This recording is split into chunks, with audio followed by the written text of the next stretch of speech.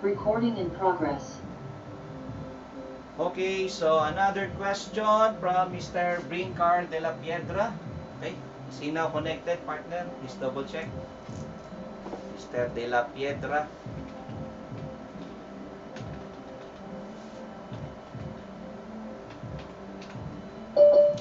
Okay, so anyway, so ito pong tanong na to, this is a past board exam problem. Past board problem. Okay, circuit breakers shall be marked with a voltage rating not less than the nominal system voltage that is indicative of their capability to interrupt blank. Okay, to interrupt blank. Okay, so you have your Roman numeral 1, 2, and 3.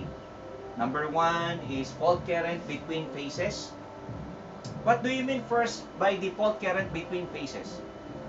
Okay, well actually, this, as I read this, no, number 2, fault current from phase to ground, okay, fault current between neutral and ground. This basically refers to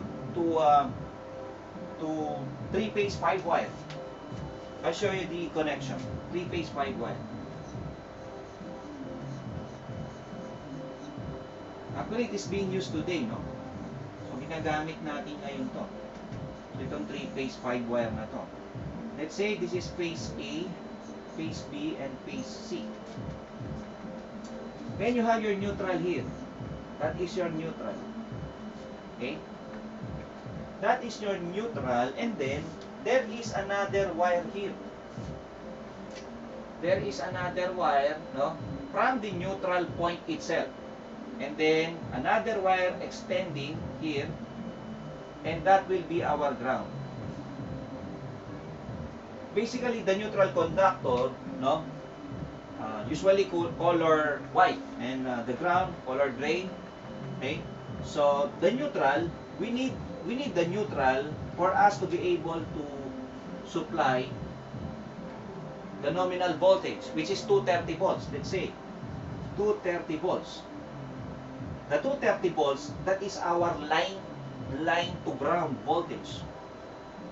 Basically, that is line to ground, or the phase voltage. Phase voltage. We read this as phase voltage. B phase voltage. Okay? That is our line to neutral voltage.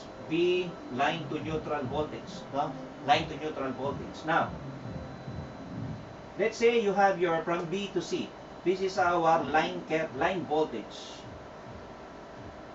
which is the voltage from B to C. Okay? The voltage from B to C is basically 400 volts. The line to ground is 230. It came from 400 divided by square root of 3. Okay? So 400 volts divided by square root of 3. Because as we recall, no, in Y connection for 3-phase, no, for Y system, for Y connection, no, our phase voltage, or our line to ground voltage, or phase voltage, in motor it refers as coil voltage. No? But for this case, this is a line to ground voltage. The line to ground voltage is simply equal to line voltage over square root of 3. See? That's why if we have 400 divided by square root of 3, that will give us 230 volts. Now, we mean fault current between phases. What do you mean by fault current between phases? It can either be AB, okay, there is a short circuit in AB here, short circuit in AB, or in BC, or in CA. That is between phases. If we mean phases, we are referring to the line. We can also say that it is fault current between lines. Okay? Between lines. Okay?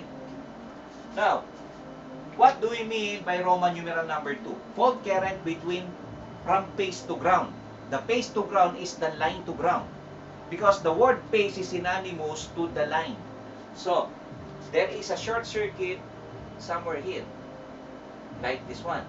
That is a phase to ground. Face to face, it's not face to face class, no? So, face to face meaning line to line fault. Nagdikit ng dalawang linya mo. Yan. Face to ground, no? Is line to ground fault. Okay? It's 1. Because this is connected. There is a ground here. Right? There is a ground here. Okay? Fault current between neutral and ground. Okay. I will put a short-circuiting conductor between neutral and ground here. Question. Are they shorted? Okay, electrically, are they shorted? Yes or no? Take a look here. This is your neutral, this is your ground. Are they shorted? The answer is no. They are not shorted. Why? Because they are already shorted. They are already connected here. You see? Diba? Sabi nga ng kuya ko kaya kasi sinisiraan kasi hindi ka naman sira buo ka di ba? Wala ka kinalaman. Hindi mo na pwedeng sabihin na wala ito, sira na sa akin to.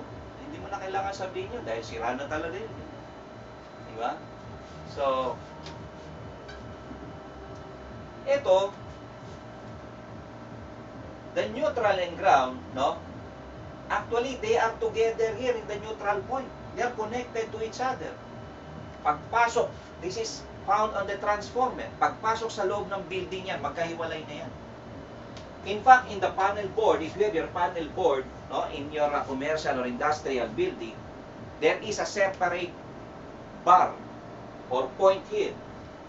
Let's say somewhere here, no, somewhere down the road here. So this is the neutral bar, this is the ground terminal, neutral terminal. They are separated here. But if you are going to trace that, going to the transformer, they are connected to each other. Basically, you still have to put conductor here. They are not considered to be short circuit. They are not short circuited. No problem. No, kahit magdikit yung dalawa na yan, walang effect yan. No?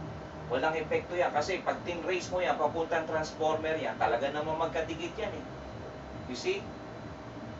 If there is a fault here, since this is a ground, that will just drain the excess current due to short circuit. No? But basically, no, they are not shorted. The neutral and the ground. They are not shorted.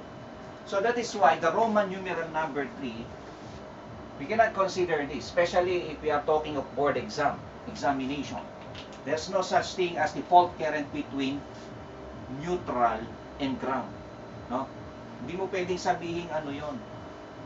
May fault current, nagdikit yung neutral tsaka sa ground. Kasi talaga naman magkadikit na sila. Hindi mo pwedeng sabihin yung maganda ay maganda. Hindi na, maganda na talaga yun, di ba? So, ganun lang. No? So, my answer is Roman numeral 1 and 2 only. No? Letter B is the answer. See? That is my answer, Mr. De La Pedra, to your question. Thank you.